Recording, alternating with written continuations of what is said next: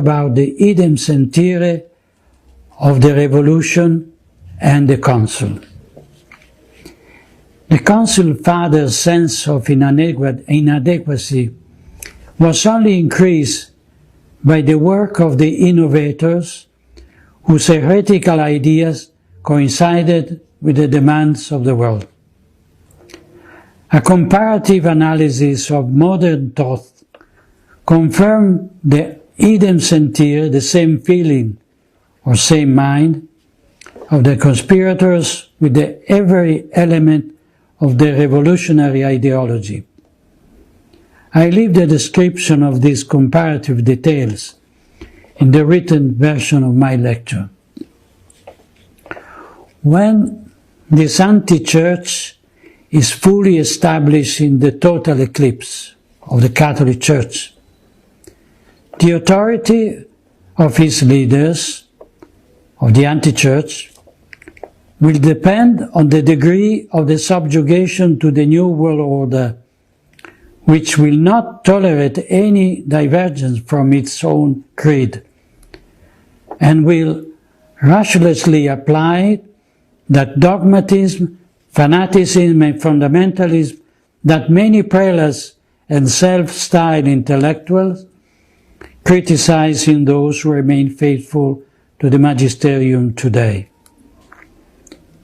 In this way, the deep church may continue to bear the trademark Catholic Church, but he will be the slave of the new order thinking, reminiscence of the Jews who, after denying the kingship of Christ before Pilate, were enslaved to the civil authority of their time. We have no other king than Caesar. Today's Caesar commands us to close churches, wear a mask, suspend the celebration under the pretext of pseudo-pandemic. The communist regime persecutes the Chinese Catholics, and the world hears nothing but silence from Rome.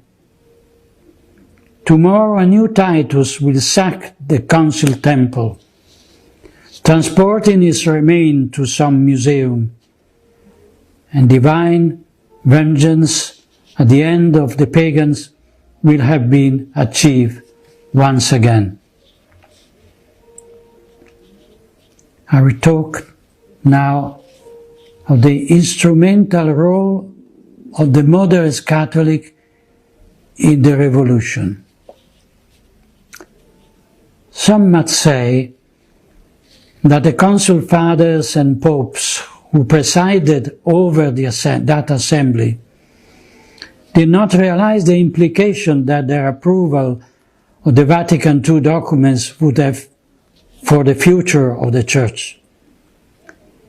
If this were the case, if there had been any subsequent regrets in their hastily approval of equivocal texts or texts close to heresy, it is difficult to understand why they were unable to put an immediate stop to abuses, correct errors, clarify misunderstandings and omissions.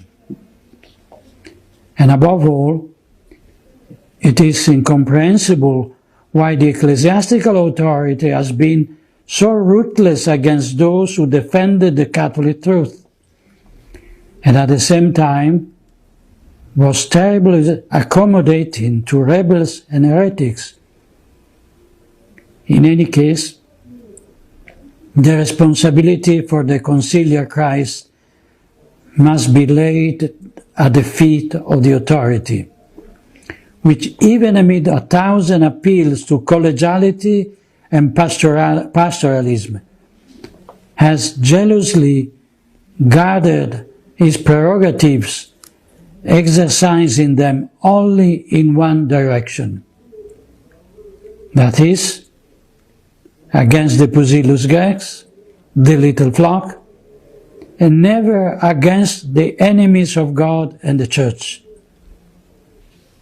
The very rare exceptions, when a heretic theologian or revolutionary religious has been censored by the Holy Office, only offer tragic confirmation of a rule that has been enforced for decades, not to mention that many of them, in recent times, have been rehabilitated without any abjuration of their errors, and even promoted to institutional positions in the Roman Curia or pontifical ateneums.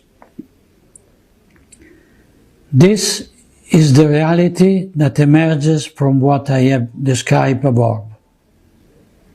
However, we know that, in addition to the progressive wing of the Council and the traditional Catholic wing, there is a part of the episcopate, the clergy and the people, that attempts to keep equal distance from what it considers two extremes. I'm talking about the so-called conservatives, that is, a centristic part of the ecclesiastical body that ends up carrying water for the revolutionaries, because while rejecting their excesses, it shares the same principles. The error of the conservatives lies in giving a negative connotation to the traditionalism and in placing it on the opposite side of progressivism. The aura mediocritas, via media, consist in arbitrarily placing themselves not only between two vices, but between virtues and vice. They are the ones who criticize the excesses of the Pachamama or the most extreme Bergoglio's statements, but who do not tolerate the Council being questioned, let alone the intrinsic link between the conciliar cancer and the current metastasis.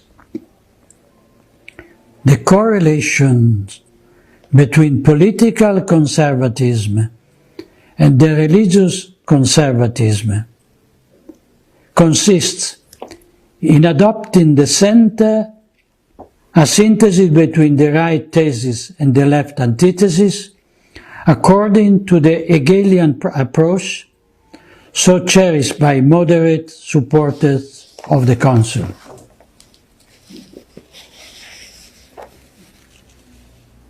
Now we talk about